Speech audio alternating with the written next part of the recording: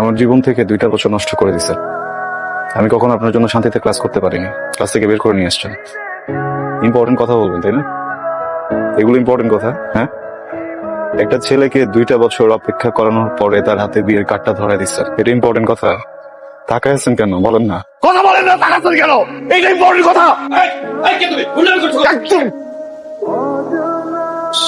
Sorry sorry sorry uncle, uncle আমি এখানে কোনো সিনক্রেট করতে আসিনি।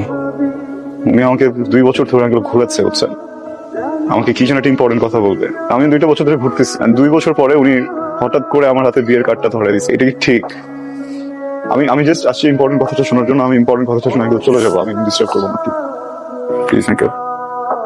আপনি কি চান এখানে একটা সিন ক্রিয়েট হোক? না 2টা বছর ছটফট করছেন না কথাটা বলার জন্য, এর থেকে অনেক বেশি ছটফট আমি করছি কথাটা শোনার জন্য। আচ্ছা একটু বলেন প্লিজ, আমি শুনে এখান থেকে চলে যাবো, আমি কোনো সিন ক্রিয়েট করবো না। এদিকে তাকান, আমার দিকে তাকান। ভালোবাসি, আমি তোমাকে ভালোবাসি।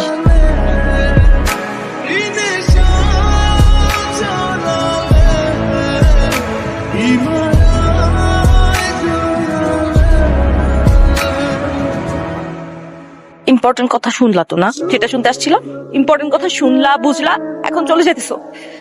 কি কথা বলো না কেন? কারণ আমি কিছু বলতে আসিনি, শুনতে আসছিলাম।